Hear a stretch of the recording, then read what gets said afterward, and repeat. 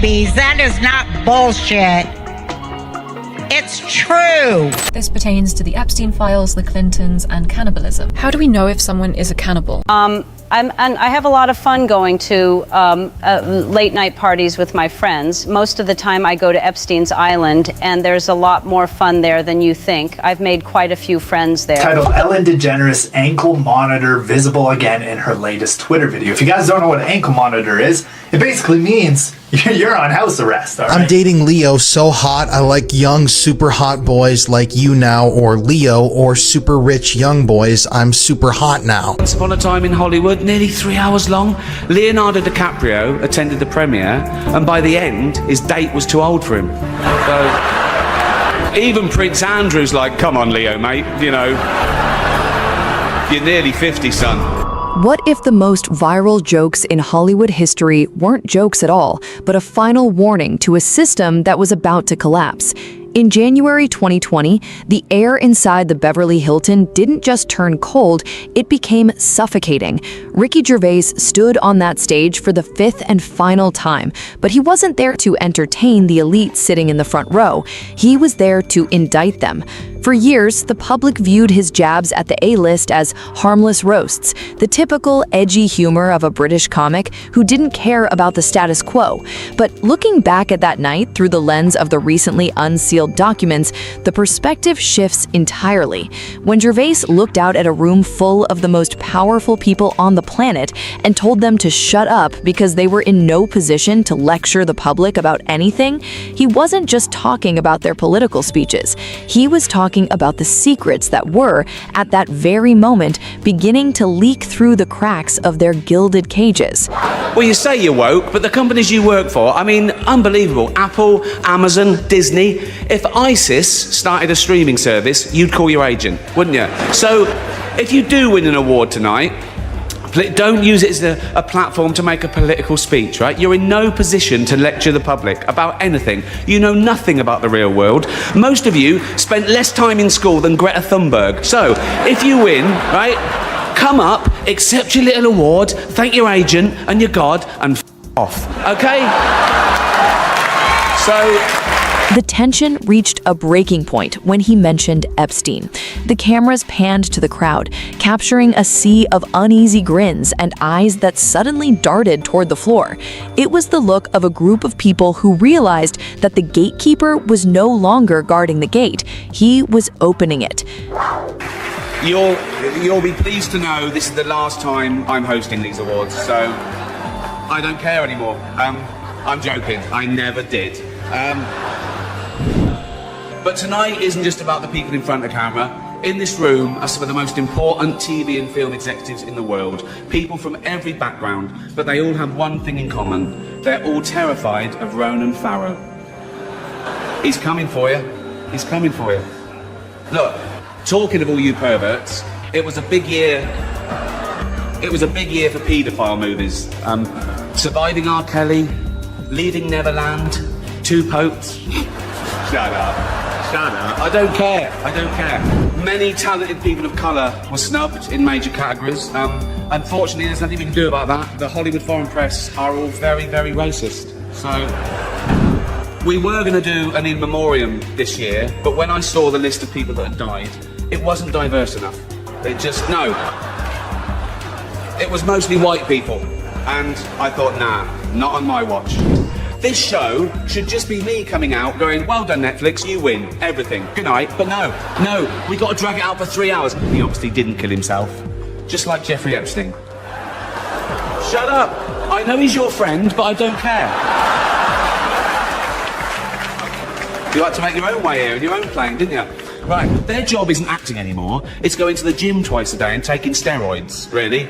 Have we got an award for most ripped junkie? No. No point. We know we'd win that. For decades, the internet has turned Leonardo DiCaprio's dating life into a meme, a lighthearted joke about a man who refuses to date anyone over the age of 25. But when the Epstein files finally dropped, the laughter stopped. Among thousands of pages of disclosed emails and flight logs, a name surfaced that sent shockwaves through the community: Alicia Rimbankova. To the public, she was just another one of Leo's brief flames from the mid-2000s, but the paper trail reveals a much sinister connection. Emails from the 2024 document dump show Rimbankova conversing with Epstein with a level of intimacy that suggests she wasn't just a guest, she was a recruiter. She reportedly dubbed Epstein her love bunny and promised in writing that she would find a girl for him, even suggesting that Europe would be the best place to locate a small girl. I'm dating Leo so hot, I like young, super hot boys like you now, or Leo, or super rich young boys, I'm super hot now. This was a message sent to Jeffrey Epstein by someone named Alicia, and they talk about dating someone named Leo. And yes, as we know now, that is most likely Leonardo DiCaprio, and the woman who allegedly sent that message to Epstein is former girlfriend of Leo's, Alicia Riabenkova, who was a model and influencer. Now, this actually isn't the first time that Leonardo DiCaprio has been brought up in connection to Epstein. There are multiple different documents that have mentioned Leo's name, mentioned him in some sort of passing connection to Epstein. They possibly knew each other, they might have brushed elbows at one point. But I do want to make it very clear, I am not making any allegations about Leo participating in anything Epstein related. However, this is really disturbing nonetheless. So this is the girl that was allegedly sending those messages to Epstein and dating Leo, Alicia Rimbankova. And disturbingly, while she was dating Leo, she seems to have been trying to pimp out girls and friends of hers to the Epstein machine. So here's another message from Alicia to Jeffrey Epstein sent in 2010. As you can see, she said, "But in the meantime, do you want to see my friend, Swedish girl, remember?"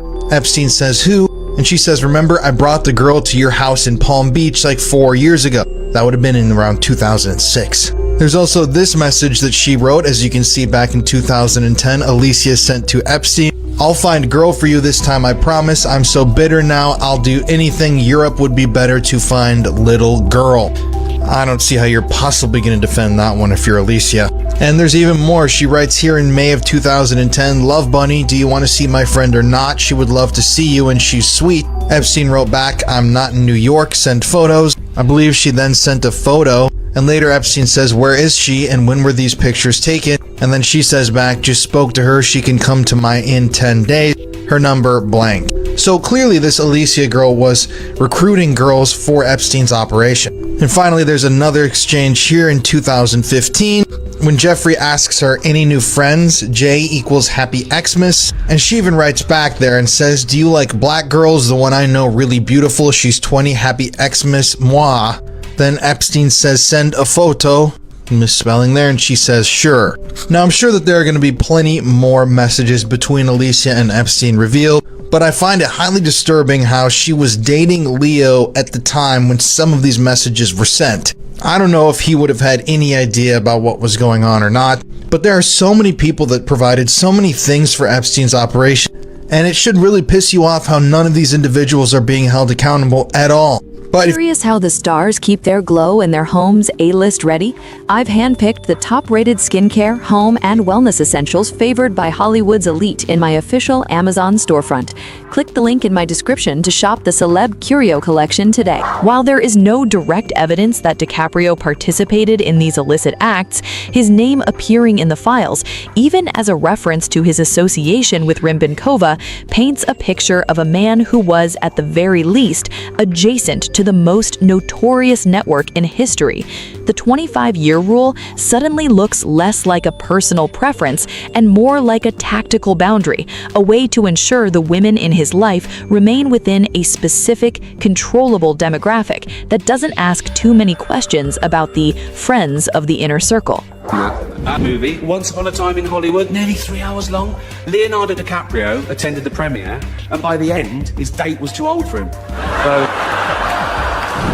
If Leo was the golden boy who stayed too close to the flame, Ellen DeGeneres was the queen of the surveillance state. For 19 seasons, she built a billion-dollar empire on the slogan, "Be kind," but behind the scenes, a much darker reality was allegedly unfolding.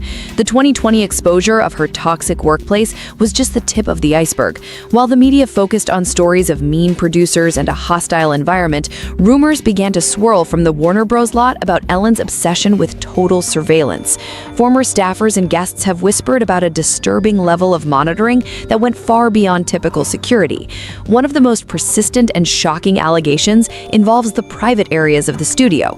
Rumors surfaced that hidden cameras were installed in the guests' and staff's restrooms, a way for the Queen of Kind to maintain absolute leverage over everyone who walked through her doors.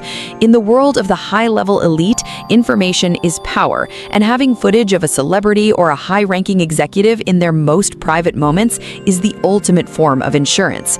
This alleged surveillance state created an atmosphere of fear where no one dared to speak up, knowing that the octopus had eyes everywhere. But the walls of the studio couldn't protect her forever, and as the 2020 pandemic forced the world into lockdown, the cracks in Ellen's facade began to show in a very physical way. Can I tell you something? Yes, what? So I thought that you were gonna scare me when I came in. I don't know why. So in my dressing room, you have the bathroom with the camera. So I put towels all over the camera, and I went in Kobe Bryant's dressing room because I was scared. Well, you're right. I was trying to. Really? You ruined it. I'm sorry. Oh well, that's okay. Okay. I'll get you, my pretty. I'll get you. If you think the Selena bathroom prank is just a story, you aren't looking at the facts, and she wasn't alone. Because years later, Nikki Tutorials came forward saying the show literally restricted which bathrooms they could use, while staff described a culture of fear built on constant surveillance. Why was the most private room always the centre of drama? And I have a lot of fun going to late night parties with my friends. Most of the time I go to Epstein's Island, and there's a lot more fun there than you think. I've made quite a few friends there. Welcome to season 18 of the Ellen DeGeneres Show. This summer there were allegations of a toxic work environment at our show. And then there was an investigation. I learned that things happened here that never should have happened. During the height of the 2020 lockdowns, Ellen began filming her show from her mansion, but the at-home vibe felt off. It was during this period that the internet noticed something strange. In several clips, Ellen was seen wearing unusually baggy sweatpants, and in certain frames, a distinct rectangular silhouette could be seen bulging from her ankle. This sparked one of the most viral theories of the decade, that the kindest woman in Hollywood was actually under house arrest. Speculation ran wild that she had been served with a secret indictment and was being monitored by the feds while her toxic workplace scandal served as a public cover for her legal troubles. Spectators pointed out her visible distress during these segments, noting that she seemed like a woman who was no longer in control of her own narrative. While her team dismissed the claims as conspiracy theories, the visual evidence of the ankle monitor became a symbol of the elite's hidden accountability. Why would a woman worth hundreds of millions of dollars suddenly look so trapped in her own home? The theory suggested that her legal issues were tied to the broader investigation into the 8-armed octopus and the names found in the Epstein logs. It was a period of silence that felt like the calm before a storm that was about to reach the most horrific levels of the industry. All right, ladies and gentlemen, so we have pretty crazy news. I found this video, right? It's titled Ellen DeGeneres Ankle Monitor Visible Again in Her Latest Twitter Video. If you guys don't know what an ankle monitor is, it basically means you're on house arrest, all right? You can't leave. What is going on? Here's Ellen with another ankle monitor. This is a screenshot from her Twitter. Look at that, same shape, same leg. So apparently this has happened before. Comments in the last video that it was photoshopped and it was fake. Look, just go to her Twitter and you can see it. And if you say it's not there, then I think you're a show. And there was some comments on how it's like really high on the last one. Well, she was inverted with her legs up, and they're not like super tight. They can slide up your calf, and especially on her little tiny chicken legs too. No, this man has experience, bro. He knows what he's talking about. Huge calves, guys. So, I mean, look, it's pretty clear. Why would she be on house arrest, bro? Like, what? It's not her sock. It's not a pack of cigarettes. It's not cards. Yeah, we keep cards in there. I'm pretty sure.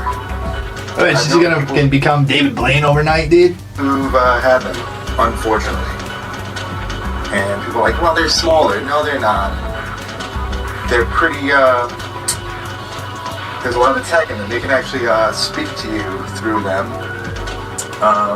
Man, this guy knows his stuff about ankle monitors. So yeah, I mean, I don't know why these people. I mean, yeah, like, look, I could be wrong, but I mean, I think it's just really, like I said, I think it's interesting, worth, I don't know, something to think about in case. So is that all we got? We just got this one photo? Oh, well, there you guys go. Apparently, Ellen DeGeneres might be on house arrest. Damn, bro. Too many people are calling her out online, dude. The county had to come down to her house and, you know, put some restraints out. I don't know. Tell me what you guys think. Personally, just seeing this screenshot for me is not 100% proof that that's an ankle monitor. I mean, it could be.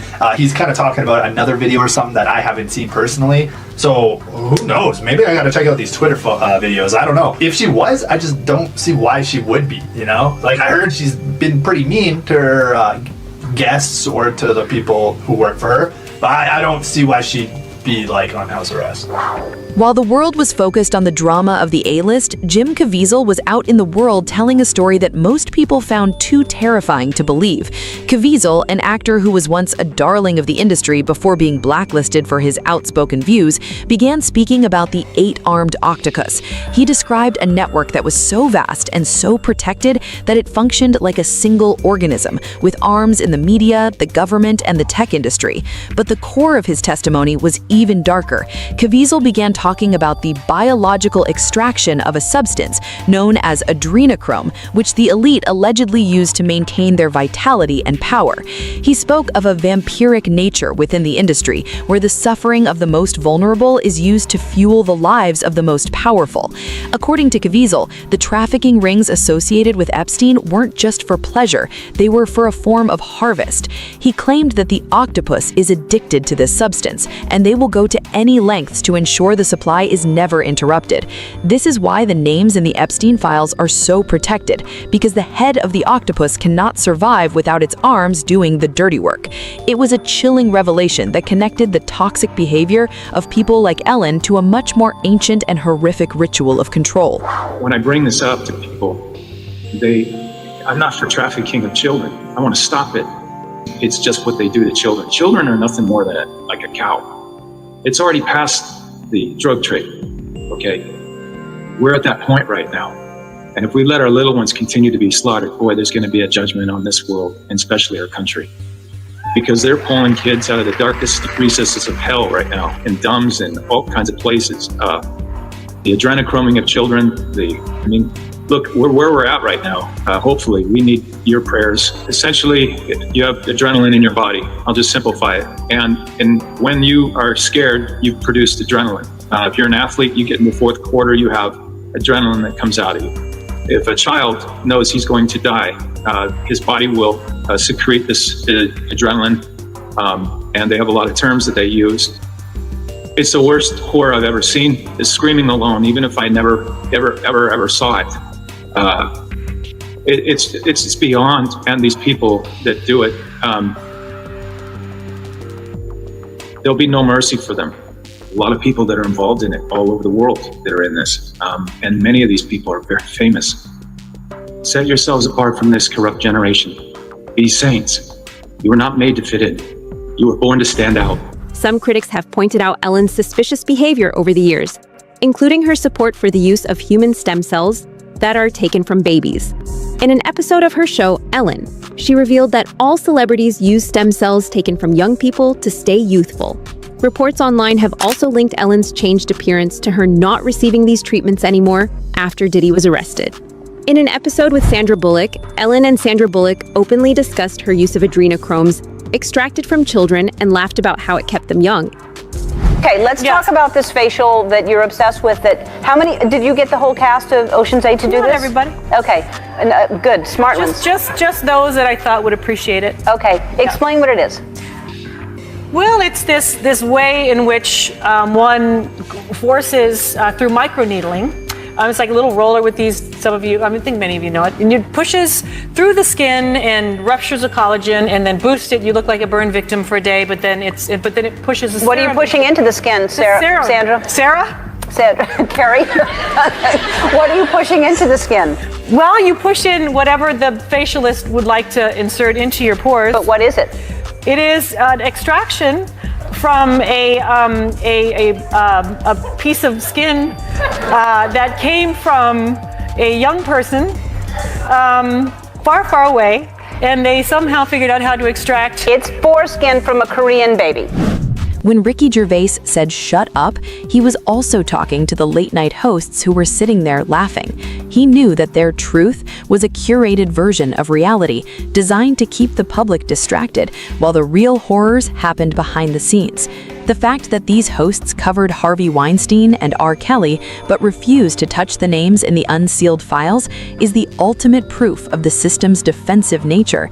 They can sacrifice an arm like Weinstein to save the head, but they will never speak of the vats, the extraction, or the recruiters, because to do so would be to dismantle the very platform they stand on.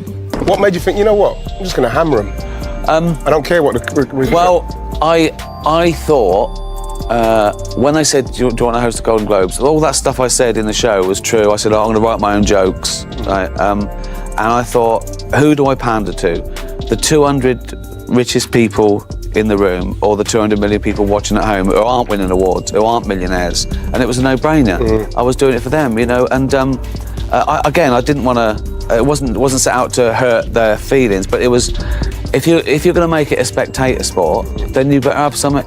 There better be something in it for the people at home. The world is finally waking up to the reality that the jokes were never just jokes. When Ricky Gervais stood on that stage and stared down the elite, he was marking the end of an era. The era of total impunity is closing, and the 8-armed octopus is struggling to maintain its grip. From Leo's proximity to recruiters to Ellen's ankle monitor and her final flight to England, the trail is becoming too clear to ignore. The elite are no longer laughing because the public is no longer distracted by the Be Kind branding or the A-list movies. We are entering a time where the unsealed files and the testimonies of people like Jim Caviezel are coming to the forefront of the global conversation.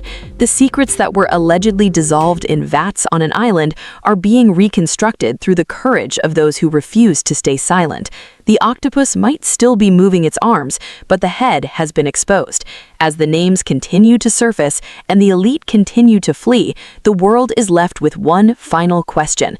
Who else is hiding in the shadows, and how much longer can they survive the light? The laughter has died, and in its place, the truth is finally beginning to speak. We are diving deeper into the unsealed files and the names the mainstream media is desperate to protect. Hit that subscribe button and turn on notifications, because the next chapter of this investigation will expose a side of the industry that hasn't been seen until now. The walls are closing in, and we're just getting started. Tell us in the comments, who do you think is the next arm to be exposed? Don't let the silence win. Watch our next video to see the evidence they tried to dissolve. I know I'm about to sound completely insane, but just hear me out. This pertains to the Epstein files, the Clintons, and cannibalism, and I feel completely fine and am totally okay. Alright, let's do this. How do we know if someone is a cannibal? Well, they could have the Kuru disease, which is a fatal neurodegenerative disease that spreads through eating brain tissue. It has a long incubation period, 10 to 30 years. Early symptoms are headaches, coordination issues, anxiety, and inappropriate laughter. Middle stage, severe tremors and shaking, loss of balance, and slurred speech. Late stage, inability to walk, dementia, and the forever sleep. Do you know of any elites rumored to have consumed human flesh? But I'm not accusing anyone of anything, this is just a fun little joke video. With truth in the mix, in Papua New Guinea they call human long pig. We just love to have fun here. No, the Kuru disease has nothing to do with the Epstein files or anyone in them. Definitely not the Clintons. And I feel fantastic.